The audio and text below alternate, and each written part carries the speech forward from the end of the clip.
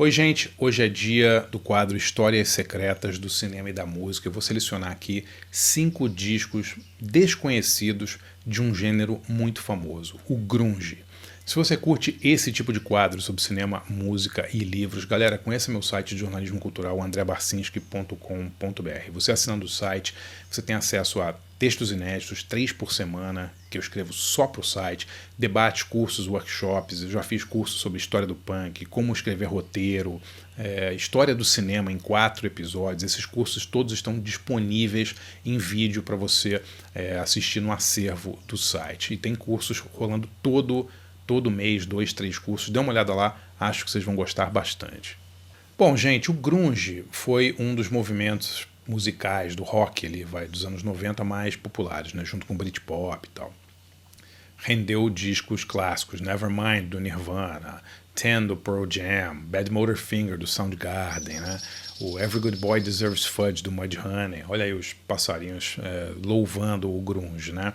Mas o grunge rendeu também muitos LPs, muitos discos que hoje estão esquecidos, né, que saíram na época, fizeram algum barulho ou não, né, e hoje pouco se fala deles. Então selecionei aqui 5 discos ótimos, mas esquecidos do grunge, tá? Sem nenhum tipo de ordem de preferência, de ano, nem nada. São só 5 discos muito legais que eu tenho na minha coleção, ouço ainda, né, e que eu acho que mereciam uma revisão, né, uma reaudição. Né? O primeiro deles é de uma banda que foi muito importante para o grunge, né, porque ela fez parte de uma das primeiras, talvez a primeira coletânea de bandas bem ligadas ao movimento ali, que não era nem uma coletânea da Sub Pop, da gravadora que depois lançaria Nirvana, Mudhoney e tal. Era uma gravadora de Seattle chamada CZ Records, né, que em 1986 lançou um disco chamado Deep Six, com 6 bandas ali de punk, pré-grunge e tal, que influenciaram muito o movimento que viria 1 ou 2 anos depois. Uma dessas bandas era uma banda chamada Skin Yard. Né? E quem fazia parte do Skin Yard? Bom, o guitarrista do Skin Yard era ninguém menos que o Jack Endino. Né? O Jack Endino, que depois trabalharia com Nirvana no Bleach, trabalhou com Mudhoney, trabalhou com Soundgarden, foi o produtor daquela cena ali de Seattle. Né? Bom, e os bateristas do Skin Yard, um dos bateristas do Skin Yard foi o Matt Cameron, né, que tocou anos no Soundgarden, depois 2 décadas e tanto com Pearl Jam, acabou de sair da banda, e o Barrett Martin, né, que tocou anos no Screaming Trees. Quer dizer, era uma banda que formada por muitos baluartes aí que depois fariam um grande sucesso na cena do grunge. Em 1991, o Skin Yard lança um disco chamado 1000 Smiling Knuckles. Não fez muito sucesso na época. Logo depois o Jack Endino passou a ser mais produtor mesmo, os bateristas, tanto o Cameron quanto depois o Barrett Martin, foram para suas outras respectivas bandas e tal, e o Skin Yard meio que deu uma sumida. Mas é um disco que vale muito a pena ouvir, galera. Realmente é um disco assim, um pouco mais pro lado do metal, mas é um disco influente, é um disco que muita gente ouviu na época, e eu o colocaria como uma das joias aí esquecidas do grunge. Outro disco que eu acho que merecia uma revisão é um disco de uma banda chamada Love Battery, chamado Day Glow. Saiu em 1992. O Love Battery, eu cheguei a ver o Love Battery ao vivo, uma banda muito legal.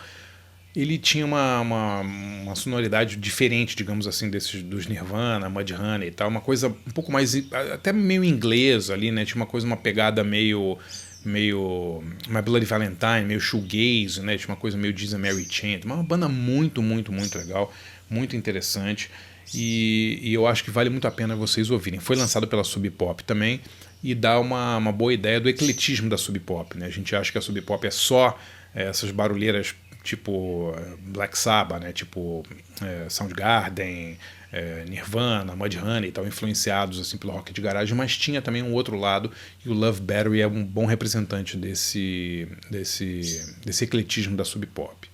Bom, estamos aqui com esse passarinho que não para de cantar, mas a gente não pode fazer nada, vamos deixá-lo aqui no vídeo, né? Um disco, galera, que é completamente esquecido hoje, eu tenho ele em vinil e é um disco muito legal na época, eu comprei inclusive por indicação do pessoal do Mudhoney. É um disco que chama... Nossa, agora tá brabo aqui, né? Mas deixa ele pra lá. É um disco que chama Journey to the Center of, né? Viagem ao centro da... E você não sabe o que é. de uma banda chamada Cat Butt. Cat Butt, isso mesmo, bunda de gato, né? Era uma banda que foi formada ali na região de Seattle ali no final dos anos 80. Eu acho que só tem esse disco. Eles acabaram logo depois, tá? Mas é um disco muito legal. Eu acho que não tem nem em Spotify. Nossa, tá demais, hein? Mas beleza.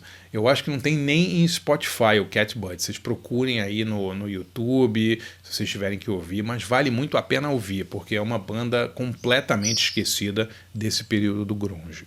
Outra banda que foi completamente desprezada, esquecida, que ninguém fala mais daquele período, é uma banda chamada Truly, né?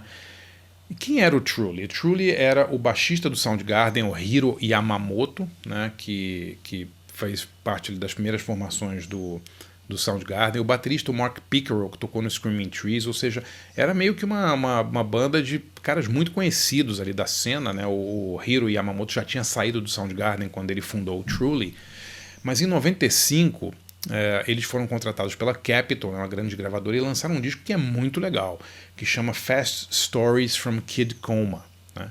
É um disco mais psicodélico, assim, tem uma grande pegada grunge e tal, mas tem uma mistura de psicodelia e tal, e é muito, muito interessante, né? O Hiro Yamamoto fez parte de várias outras bandas antes do Soundgarden também, é uma figura super conhecida lá, mas esse disco ele foi lançado, fez um pequeno, não posso nem dizer que foi um estardalhaço, né? Ele foi lançado, algumas pessoas ouviram, foi completamente esquecido, a banda depois acabou e hoje ninguém mais fala do Truly, né? Mas eu acho que é um disco que vale a pena vocês ouvirem, procurarem aí se vocês não conheçam, Fast Stories from Kid Coma, do Truly. Bom, meu quinto e predileto disco dessa lista aqui dos LPs desconhecidos e LPs, digamos, esquecidos do grunge, é de uma banda que eu adoro, sempre gostei muito, mas ela nunca fez o mesmo sucesso que os conterrâneos deles. Essa banda tá no meu livro Barulho, eu entrevistei eles em 92, que é o TED, 91 aliás, que é o TED. O TED, banda liderada pelo grande Ted Doyle, né, um músico sensacional. O Ted faz trabalhos assim autorais até hoje. Sigam o Ted aí nas redes sociais para ouvir os trabalhos dele. Ele faz uma música experimental, ele é realmente um cara muito, muito inteligente. Em 91 eles lançaram um disco que todo mundo achou que ia explodir, que era o Eight Way Santa do Ted, e não aconteceu muita coisa com a banda acabaria logo depois e tal, mas que disco legal, né? O Ted tem outros discos muito, muito legais, tem o God's Balls, que se não me engano é produzido pelo Steve Albini, mas o Eight Way Santa foi um disco lançado pela Warner, né? Todo mundo achou que o disco ia explodir na época e tal, e infelizmente não aconteceu muita coisa, mas é um disco que eu ainda ouço hoje com muita, muita alegria. É um descasso dessa época e pouquíssima gente lembra.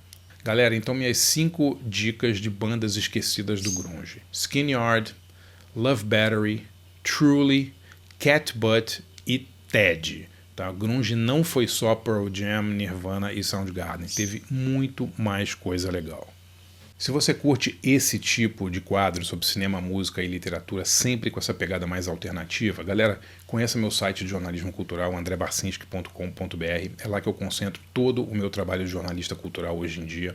Por R$20 por mês você tem acesso a um monte de benefícios. Eu faço 3 textos exclusivos para o site toda semana. Você tem acesso a cursos, debates, workshops.